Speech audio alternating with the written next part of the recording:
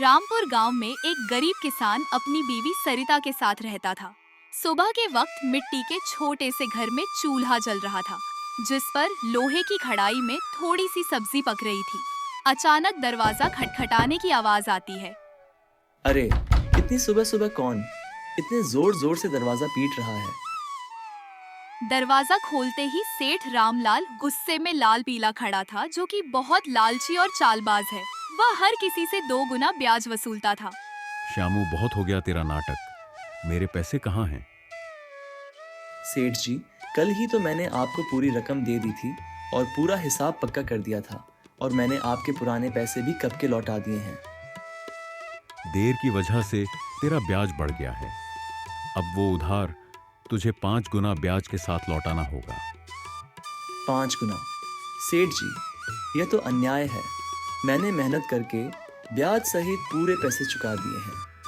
मैं गरीब आदमी इतना भारी ब्याज कैसे दे सकता हूँ? ज्यादा जुबान मत चला। अगर पैसा नहीं दिया ना, तो तेरे घर का ताला तोड़कर बर्तन कपड़ा सब उठा ले जाऊंगा। तेरी बैलगाड़ी भी बेच दूंगा। सेठ जी, गरीब का खून चूस कर आपको क्या मिलेगा? हमारे साथ ऐसा मत करिए। इतना ज्यादा ब्याज मैं नहीं दे पाऊंगा। पैसे तो तुझे देने ही पड़ेंगे। देख लूंगा मैं तुझे। याद रखना, श्यामू, रामलाल से पंगा लेना आसान नहीं है। सेठ श्यामू को धमकाते हुए चला जाता है, लेकिन जाते जाते अपने नौकर को कहता है, इस गरीब भिखारी की इतनी मजाल, मुझे ना बोलकर इसने गलती कर दी। इसे तो सबक सिखाना पड़ेगा, ताकि गांव में बाकी गरीब भी डर में रहे। रोज रोज 2 वक्त की रोटी के लिए जूझना पड़ता है। कभी मन करता है घर की टूटी छत ठीक करवा दूं, तो कभी सोचती हूँ कि हमारे पास भी अच्छे कपड़े हों। मुझे पता है तुम्हें तकलीफ है, पर मैं क्या करूं? खेत छोटे हैं, बारिश वक्त पर नहीं होती, ऊपर से कर्ज का बोझ भी सर पर है। मैं दिन रात मेहनत करूं, तब हमारे हिस्से में यही नमक रोटी आती है। मेहनत? हाँ, मेहनत तो आप करते हैं, लेकिन भगवान हमारी सुनता ही कहाँ है।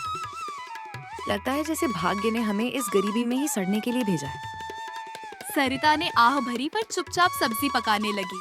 कमरे में सन्नाटा था। श्यामू ने मन ही मन ठान लिया, आज खेत में चाहे जान निकल जाए, पर घर लौटकर कुछ ऐसा लाऊंगा जिससे सरिता के चेहरे पर मुस्कान आ जाए। श्यामू को नहीं पता था कि आज का दिन उसकी जिंदगी की सबसे बड़ी कहानी की शुरुआत करने वाला है। सुबह के वक्त श्यामू खेत जाने के लिए घर से निकल रहा है। सुबह की हल्की हल्की धूप खेतों पर पड़ रही थी। सरिता के मन में आज कुछ हलचल सी चल रही थी। श्यामू रोज गांव के बीच से होकर जाने वाला रास्ता मंदिर के पास से गुजरता था। रामू रोज इसी रास्ते से जाता था। मंदिर में उस वक्त बस पुजारी ही थे। प्रणाम पंडित जी, कैसे हैं आप? हाँ बेटा, सब अच्छा है। भगवान का आशीर्वाद तुझ पर हमेशा बना रहे। पुजारी से बात करके श्यामू अपने खेत की तरफ निकल जाता है। उसी शाम गांव का सबसे अमीर सेठ रामलाल अपने नौकर के साथ बैठा था। वह बहुत लालची और चालाक था। उसके मन में एक खतरनाक योजना पनप रही थी। सेठ रामलाल अपने बड़े से घर में खाट पर बैठा पान चबा रहा था। पास में उसका नौकर कालूराम खड़ा था। कल रात मंदिर में जो सोने चांदी के गहने हैं ना, वो मेरे घर में होने चाहिए। गांव वाले मेरी इज्जत करते हैं, लेकिन पैसा और बढ़ाना है मुझे। सेठ जी, पर यह तो पाप का काम होगा। भगवान के घर से गहने चुराना अच्छा नहीं लगेगा। अरे मूर्ख, भगवान को क्या जरूरत है गहनों की? उनका क्या होगा इनसे? असली भगवान तो पैसा है, और पैसा इंसान के हाथ में अच्छा लगता है। पर गांव वाले अगर उनको पता चल गया तो? बस यही तो मजा है। चोरी हम करेंगे और इल्जाम किसी और पर लगेगा। पता है किस पर? उस गरीब श्यामू पर। आज उसकी और उसकी बीवी की जुबान बहुत ज्यादा ही चल रही थी। श्यामू, वो तो रोज मंदिर के पास से ही अपने खेत के लिए जाता है ना। हाँ। हम इसी बात का फायदा उठाएंगे। सबको लगेगा कि उसी ने चोरी की। बस आज रात ही हम अपना काम कर देंगे और सुबह हंगामा हो जाएगा। तू बस ये याद रख, कोई गलती नहीं होनी चाहिए। आधी रात को हम मंदिर में घुसेंगे, गहने उठाएंगे और अपने गोदाम में छुपा देंगे। सुबह मैं खुद शोर मचाऊंगा और श्यामू का नाम लूंगा। कालूराम डरते डरते सिर हिलाता है और अपने सेठ की बात मान लेता है। रात का समय था। गांव में हर तरफ सन्नाटा था। बस कहीं कहीं कुत्तों के भौंकने की आवाज आ रही थी। उस रात सेठ लालच में अंधा हो जाता है और इस घिनौनी साजिश को अंजाम देता है। अपने नौकर से मंदिर में चोरी करवाता है। पास ही अंधेरे में एक काली बिल्ली म्याऊं करके गुजर जाती है, जैसे वो इस पाप की गवाही दे रही हो। अगली सुबह गांव के बीचों बीच मंदिर के सामने एक भीड़ इकट्ठी हो गई थी। हर कोई जोर जोर से बातें कर रहा था। माहौल में घबराहट और गुस्से की गूंज थी। अरे ये क्या हो गया? मंदिर के सारे सोने के गहने रातों रात गायब हो गए। इतना बड़ा अपशकुन, भगवान के गहने चुरा ले गया कोई। यह तो बहुत बुरी बात है। इसी बीच श्यामू रोज की तरह खेत की तरफ जाने के लिए उसी रास्ते से गुजर रहा था। भीड़ देखकर वो रुक गया और पास आ गया। अरे क्या हो गया भाई लोग, इतनी सुबह सुबह ये भीड़ किस बात की है? अरे श्यामू, तूने सुना नहीं? मंदिर में चोरी हो गई। भगवान के सारे गहने कोई उठा ले गया। श्यामू यह सुनकर चौंक जाता है। भीड़ में खड़ा सेठ, जो असल में चोरी किया था, वह बहुत मासूम बन रहा था। पंडित जी आप बताइए, कल रात तक तो गहने मंदिर में थे, फिर अचानक कौन ले गया? आप बताइए पंडित जी, क्या आपने मंदिर के आसपास किसी को आते जाते देखा है? आपको किसी पर शक है क्या? सेठ जी, कल तक तो सब कुछ ठीक ठाक था। मंदिर के पास से तो कई लोग गुजरते हैं, लेकिन रोज सुबह सुबह खेत की तरफ जाने के लिए श्यामू इधर से निकलता है। मगर श्यामू ऐसा काम करेगा मुझे नहीं लगता। अरे पंडित जी, जमाना खराब है, आदमी की नीयत कब बदल जाए क्या पता।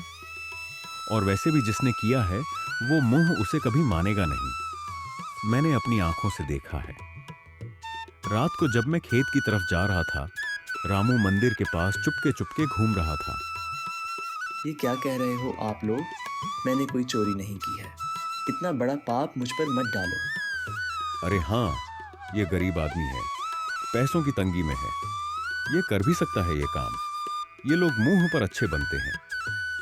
अरे भगवान से डरिए आप लोग, हमने कुछ नहीं किया।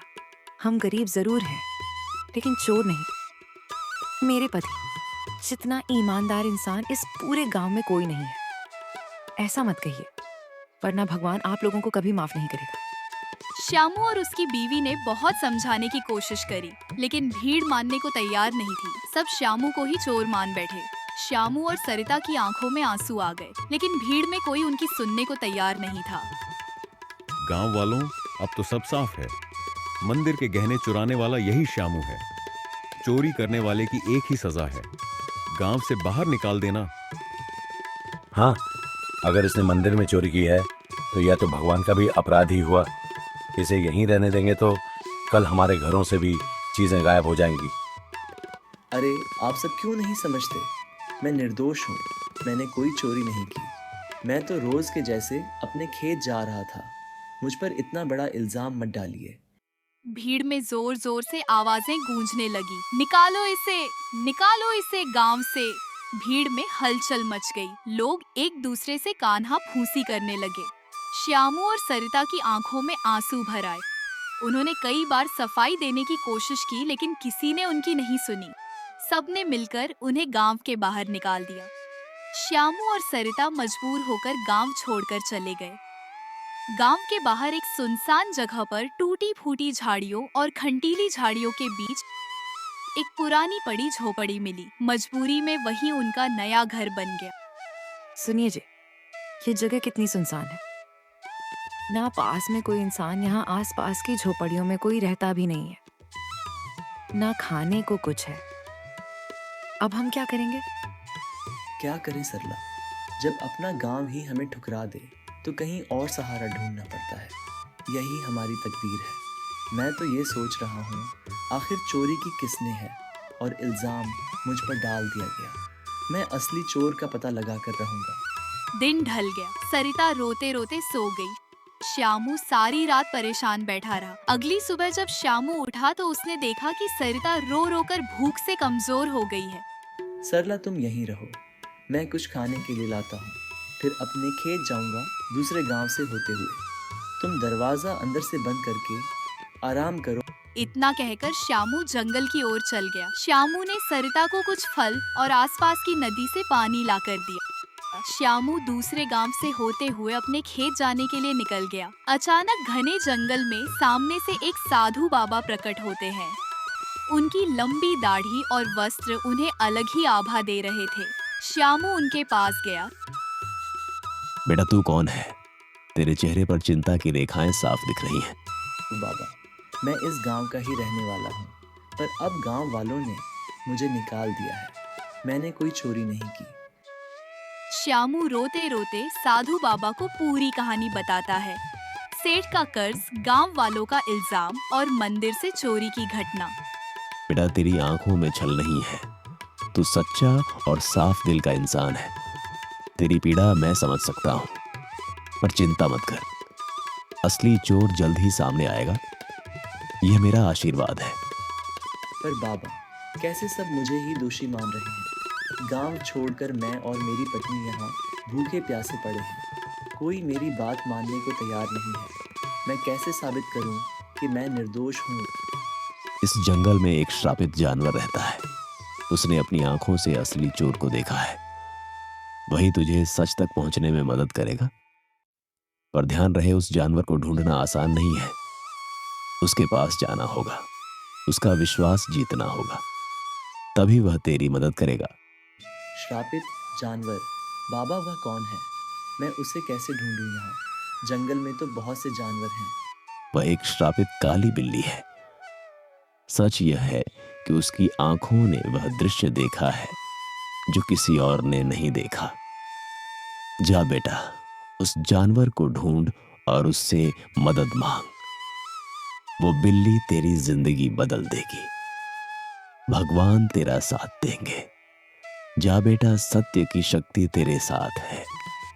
साधु बाबा श्यामू को आशीर्वाद देकर अचानक गायब हो गए। श्यामू समझ गया था कि यह भगवान की लीला है। श्यामू तुरंत ही बाबा के बताए अनुसार उस बिल्ली को ढूंढने के लिए निकल गया। जंगल का सन्नाटा, पत्तों की सरसराहट, श्यामू थका हारा, भूखा प्यासा, उम्मीद के सहारे इधर उधर भटक रहा था। उसने पूरा जंगल छान मारा, पर उसे वो काली बिल्ली कहीं नहीं मिली। दिन ढलने को आया। श्यामू अब निराश होकर अपनी झोपड़ी की तरफ जा रहा था। अचानक तभी उसकी नजर एक काली बिल्ली पर पड़ी। बिल्ली की चमकती आंखें दो अंगारों जैसी दिखाई दे रही थीं। ओ बिल्ली रानी, क्या तुम वही हो जिसके बारे में साधु बाबा ने कहा था? क्या तुमने उस रात देखा था? असली चोर कौन है? बिल्ली, क्या तुम मेरी मदद करोगी? मुझ पर झूठा इल्ज़ाम लगाकर गांव से निकाल दिया गया है। क्या तुम सच जानती हो? मुझे बता दो, असली चोर कौन है? बिल्ली उसकी आंखों में देखती है। श्यामू का साफ दिल और अच्छी नीयत देखकर जैसे उसे सब समझ आ गया हो। अचानक बिल्ली की आंखों से एक अजीब सी चमक निकलती है और वह इंसानी आवाज में बोल उठती है। श्यामू, तुम्हारे साथ बहुत बड़ा अन्याय हुआ है। मंदिर के गहने तुमने नहीं चुराए। असली चोर तुम्हारे गांव का सेठ और उसका नौकर है। दोनों ने मिलकर मंदिर से गहने चुराए और चोरी का इल्जाम तुम्हारे सिर पर चढ़ा दिया ताकि कोई शक ना करे। सेठ जानता था कि तुम गरीब हो, तुम्हारे पास कोई सबूत नहीं होगा, इसलिए उसने चालाकी से तुम्हें बलि का बकरा बना दिया।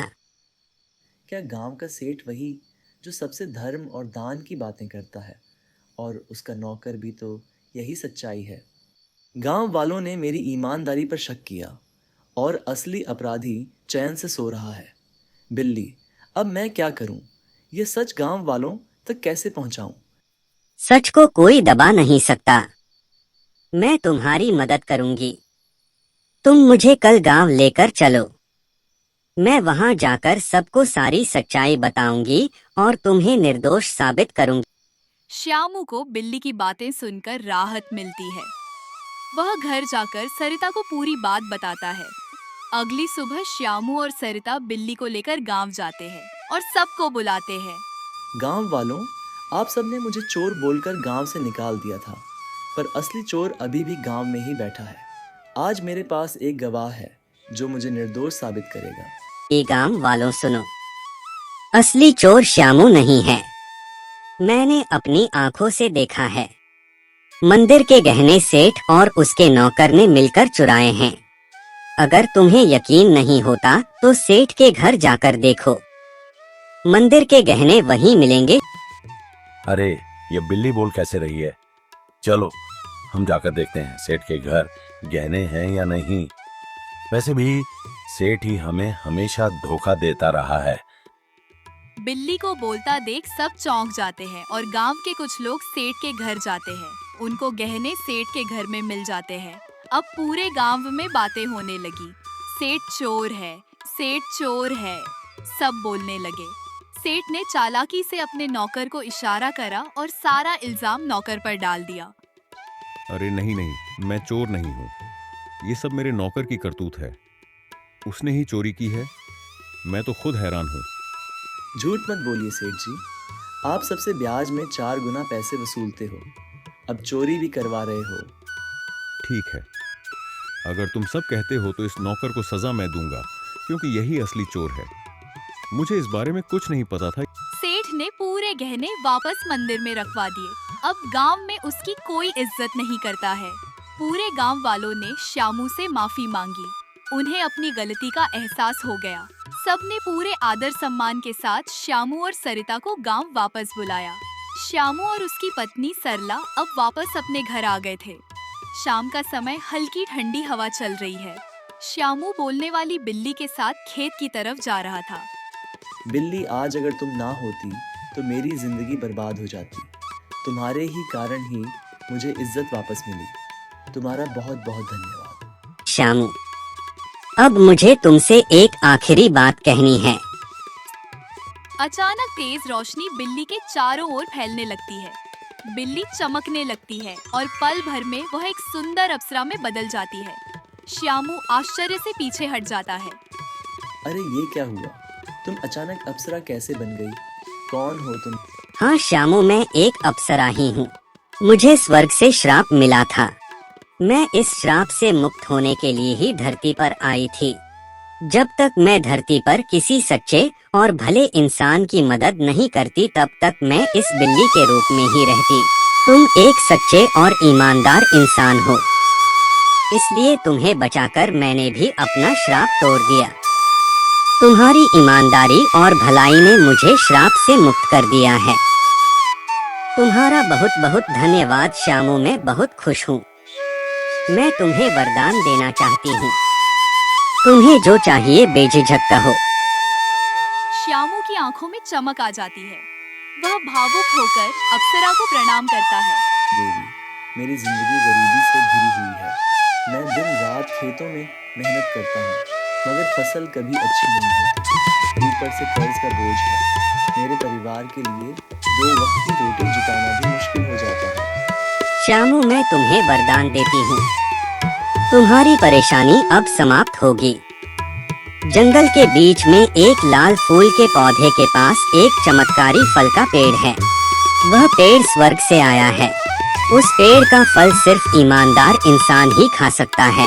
तुम वहाँ जाओ और वह फल खाओ। तुम्हारे खेतों में समृद्धि होगी, कर्ज मिट जाएगा और जीवन खुशहाल हो जाएगा। बस याद रखना, तुम हमेशा इसे ही रहम दिल रहना, वरना तुम्हारी जिंदगी वापस वैसे ही हो जाएगी। सुखी रहो श्यामू। अब मैं चलती हूँ, अपना ख्याल रखना। श्यामू को वरदान देकर अप्सरा अचानक गायब हो जाती है। श्यामू जंगल में चारों तरफ उस चमत्कारी पेड़ को ढूंढता है। सूरज ढलने को होता है। थका हारा श्यामू अचानक लाल फूल के पौधे को देख लेता है। श्यामू धीरे धीरे आगे बढ़ता है और देखता है कि पौधे के पीछे एक सुंदर चमकदार पेड़ खड़ा है।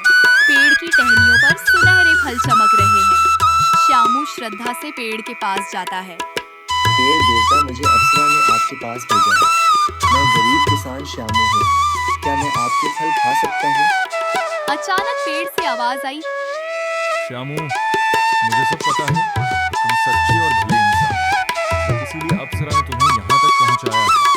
तुम मेरा एक फल खाओ, तुम्हारी सारी परेशानियां मिट जाएंगी और तुम्हारा जीवन खुशहाल हो जाएगा। श्यामू पेड़ से एक सुनहरा फल तोड़कर खाता है। अचानक उसके शरीर में एक अजीब सी ऊर्जा दौड़ जाती है। वह पेड़ को धन्यवाद करके अपने घर की ओर निकल जाता है और जैसे ही वह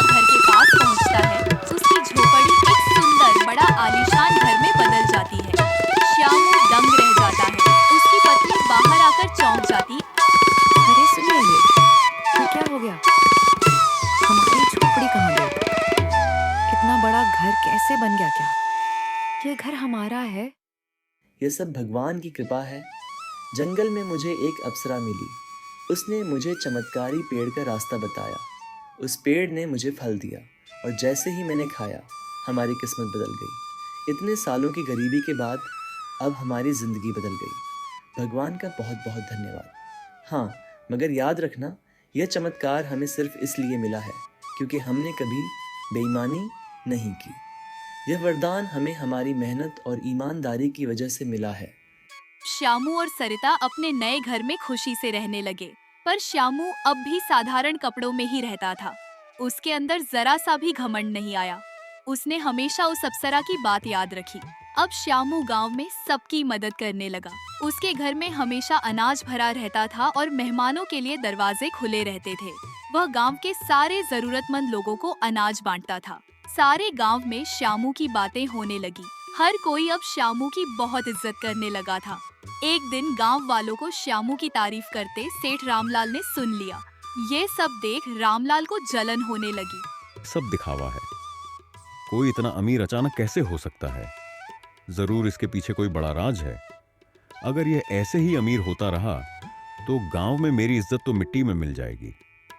अबे कालू राम, सुन, तू जरा श्यामू पर नजर रख और पता कर कि इसके पास दौलत आने का असली राज्य क्या है। सेठ का नौकर श्यामू पर नजर रखने लगा। एक दिन सेठ का नौकर श्यामू का पीछा कर रहा था। उसने देखा कि श्यामू जंगल में जाकर उस चमत्कारी पेड़ से बात कर रहा है। कालू चुपके चुपके श्यामू की सारी बातें सुन रहा था। सेठ जी, मैंने सब देख लिया, सब पता कर लिया। श्यामू उस जंगल के बीच वाले पेड़ से बात कर रहा था। उसने उस पेड़ का फल खाया है, जिसकी वजह से उसकी गरीबी दूर हुई और वह अमीर बन गया। क्या सच में? तो चल अभी उसी पेड़ के पास चलते हैं। अगर श्यामू अमीर हो सकता है तो मैं क्यों नहीं? मैं तो उससे भी बड़ा अमीर बनूंगा। मेरे पास तो पहले से ही ताकत और पैसा है। उस पेड़ को मैं अपनी मुट्ठी में कर लूंगा। सेठ लालच में आकर तुरंत अपने नौकर के साथ जंगल की ओर निकल गया, पर उसे क्या पता था आज यह लालच उसे ले डूबेगी। वो लोग पेड़ के पास पहुँचे और फल तोड़ने की कोशिश करते हैं, पर एक भी फल उनसे नहीं टूटता। सेठ गुस्से में आकर पेड़ से कहता है, ओ पेड़, सुना है तूने श्यामू को फल देकर अमीर बनाया है। अब मुझे भी अपने फल दे, जल्दी कर। मैं इस पूरे गांव का सबसे बड़ा आदमी हूँ। अब मैं और भी शक्तिशाली बनना चाहता हूँ। सेठ, तू लालची है, अहंकारी है और बेईमान है। मैं अपना फल सिर्फ उसी को देता हूँ जिसके दिल में दूसरों के लिए करुणा हो, जो ईमानदार हो और सच्चा हो। तेरे दिल में सिर्फ लालच और घमंड है, इसलिए तुझे कभी यह फल नहीं मिलेगा। क्या कहा? तू मुझे फल नहीं देगा? अरे मूर्ख पेड़, अगर तू मुझे फल नहीं देगा तो मैं तुझे जड़ से काट दूंगा। तेरे जैसे 1000 पेड़ मैं खरीद सकता हूं मैं। अब तू देख, तुझे काट कर मैं तेरे सारे फल ले लूंगा। अबे कालूराम, कुल्हाड़ी उठा और इसे काट डाल।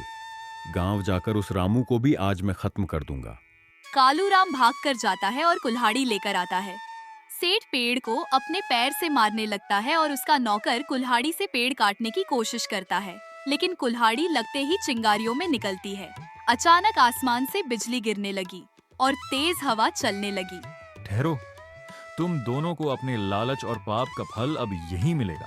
तुम्हें दूसरों की मेहनत और भलाई से जलन थी, अब तुम्हें इसका परिणाम भुगतना होगा। अचानक पेड़ से एक चिंगारी निकलती है। सेठ और उसका नौकर वहीं जलकर राख हो जाते हैं।